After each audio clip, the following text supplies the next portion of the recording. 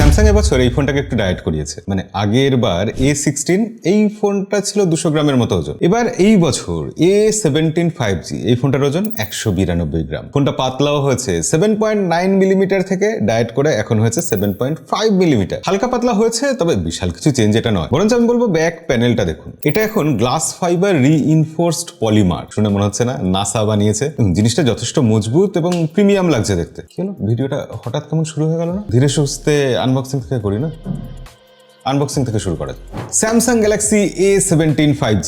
বহুদিন বাদে স্যামসাং এর এত বড় একটা বাক্স। বাক্সের সাইজ ঠিক আছে, কিন্তু বাক্সের থিকনেস বেড়ে গেছে। ফোন পাতলা হচ্ছে, বাক্স চওড়া হয়ে গেছে। আশা করি দেখে বুঝতে পারছেন এর মধ্যে একটা চার্জার তো আছেই। স্যামসাং গ্যালাক্সি A17 এর বক্সে একটা চার্জার, 25 ওয়াটের চার্জার। আরে বাস, চার্জারের মধ্যে একটু নতুনত্ব আছে। চার্জারে লেখা সুপার ফাস্ট চার্জিং, এদিকে লেখা লো স্ট্যান্ড বাই। ভাবতেই ভালো লাগছে স্যামসাং এর একটা A সিরিজের ফোন, তাতে বক্সে চার্জার পাচ্ছি। তবে এখানে একটা টুইস্ট আছে চার্জারের ব্যাপারে, সেটা পরে বলছি। বক্সে চার্জার ছাড়াও একটা চার্জিং কেবল রয়েছে, সিম ইজেক্টর পিন রয়েছে, কিছু কাগজপত্র, অবভিয়াসলি তার সাথে একটা ফোনও আছে। এই যে এই ফোনটার কথাই বলছিলাম। দেখুন, পৃথিবীতে কোনো কিছু পারফেক্ট হয় না, এটা আমরা সবসময় ভিডিওতে বলি। এবার এই ফোনটারও কিছু ভালো দিক আছে, কিছু খারাপ দিক আছে। প্রথম ভালো দিক অবশ্যই যে স্যামসাং এর ফোন আমরা 17,000-18,000 টাকায় পাচ্ছি। তারপর আবার বক্সে চার্জার পাচ্ছি এবং ফোনের ডিসপ্লেটা, হ্যাঁ ডিসপ্লেতে নচ আছে, চিন আছে, কিন্তু ডিসপ্লেটা একটা ফুল HD plus super AMOLED display. 6.7 ইঞ্চি সাইজ এবং ব্রাইটনেস 1100 নিটস। রোদে দাঁড়িয়ে ইনস্টাগ্রাম চেক করতে, স্ক্রল করতে, আমাদের ভিডিও দেখতে কোনো রকম সমস্যা হবে না। তবে খেয়াল রাখবেন এই ডিসপ্লেটা কিন্তু 90 হার্টজের, 120 হার্টজের না। এমনি স্ক্রল করতে গেলে সেরকম কিছু অসুবিধা হচ্ছে না, বেশ সুন্দর স্ক্রলিং হচ্ছে। তবে মনে রাখবেন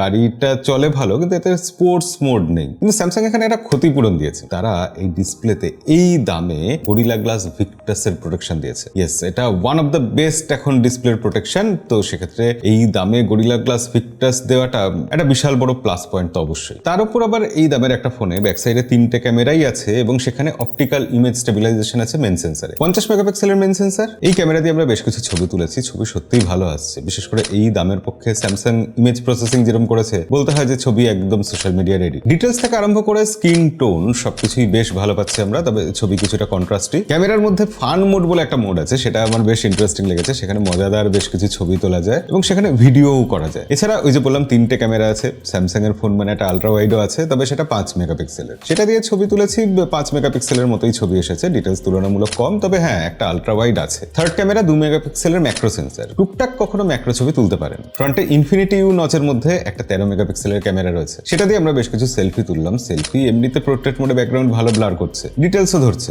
একদম সোজা সাপটা ক্যামেরা, মানে খুব সুন্দরীও করে দেবে না, খুব দানবও বানাবে না। এবার আইপি রেটিং কি নেই? হ্যাঁ আইপি রেটিংও আছে, এখানে IP54 রেটিং দেওয়া হয়েছে। এবার এরকম একটা হালকা পাতলা ফোন ব্যাটারি কত থাকতে পারে? স্যামসাং এর ফোন, এটা খেয়াল রাখুন, এখানে ব্যাটারি আছে কিন্তু 5000 mAh। হ্যাঁ বক্সে এখন 25 ওয়াটের একটা ফাস্ট চার্জার দিচ্ছে স্যামসাং, তবে সেটা শুরুতে অফার হিসেবে রয়েছে, পরে পাওয়া যাবে কিনা কোনো ক্ল্যারিটি নেই। তাই এই ফোনটা যদি কিনতে চান তাড়াতাড়ি কিনে ফেলাই ভালো। ডেসক্রিপশনে আমি লিঙ্ক দিয়ে রাখবো, সেখান থেকে চেক করে নেবেন। এবার এই ফোনের আরো একটা ভীষণ ভালো দিক, যেটা শুরুতেই আমি বলে রাখতে চাই, সেটা হচ্ছে UI। স্যামসাং এর ফোন মানে তার সফটওয়্যারের জন্য সেই ফোন স্পেশাল হয়ে যায়। One UI 7 আছে এখানে আউট অফ দ্য বক্স এবং অ্যান্ড্রয়েড 15। তবে স্পেশালিটি এটাই যে এই ফোনে স্যামসাং কিন্তু 6 বছরের অ্যান্ড্রয়েড আপডেট দেবে আর 6 বছরের সিকিউরিটি আপডেট দেবে বলছে। এবার স্যামসাং এর One UI আছে মানে সেখানে সিকিউরিটির ব্যাপারটা তো আছেই। নক সিকিউরিটি, তার সাথে secure folder, NFC, Samsung pay, Samsung এর ওয়ালেট, এইসব সবকিছু পাওয়া যাচ্ছে। স্যামসাং এর ফোন মানে এই এক্সপিরিয়েন্স গুলো তো স্পেশাল অবশ্যই। UI এর কথা আসলে আজকাল AI এর কথা আসবেই। স্যামসাং এই ফোনে বেশ কিছু AI টুল এমন ঢুকিয়েছে যেগুলো সাধারণত একটু ফ্ল্যাগশিপ ফোনেই থাকতো। এখানে প্রধান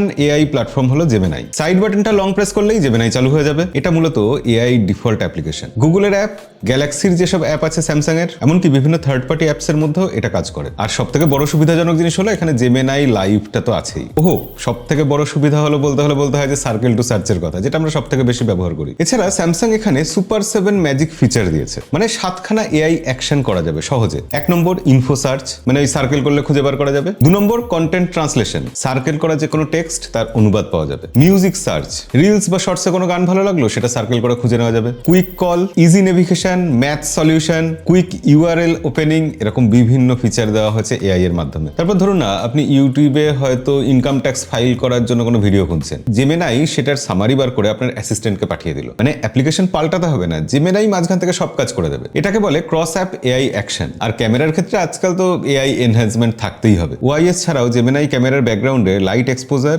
নাইট মোড, ব্লার কমানোর কাজ করে দেয়। AI ব্যবহার করে বাচ্চাদের দৌড়ানো, পোশাক উপরে ঝাপাঝাপি, স্কুলের ফেস্টের অন্ধকার আলোতেও ছবি সবই ডিটেল ধরে রাখে। এরপর আছে AI assistant voice focus. Call করার সময় যদি চারপাশে অনেক নয়েজ হয়, সেই কলটা ক্লিয়ার ভাবে অন্য প্রান্তে পৌঁছে দেওয়া যায়। এআই নয়েজ ফিল্টার করে দেয়। এছাড়া এখানে AI powered on device voice মেলও রয়েছে। মানে জিনিসটাকে ভাবা যায় যে অ্যান্ড্রয়েডের উপর একটা চশমা পরা জ্ঞানী ভার্সন। এই যে এই ফোনটা এআই এর এত কাজ করছে, ক্যামেরার ইমেজ প্রসেসিং করছে, ভালো প্রসেসর থাকতে হবে তো। হ্যাঁ, এই ফোনটা গেমিং ফোন নয়, কিন্তু প্রসেসরটা মোটামুটি মাঝারি মানের কাজ তো করে দেয়। এখানে আছে Exynos 1330 প্রসেসর, যেটা 5 ন্যানোমিটার ফ্যাব্রিকেশনে তৈরি। 4 লাখের আশেপাশে AnTuTu স্কোর আসে। সোশ্যাল মিডিয়া ব্রাউজিং, ওটিটিতে বিভিন্ন সিনেমা দেখা, হালকা গেমিং এসব তো চলছেই। তবে একদম হাই গ্রাফিক্সে যদি বিজিএমআই খেলতে হয় বা 4K তে ভিডিও এডিট করতে হয়, তখন একটু ঝামেলা হয়। আর Samsung Galaxy A17 5G, এই ফোনে র্যাম আছে LPDDR4X আর UFS 2.2 স্টোরেজ টাইপ।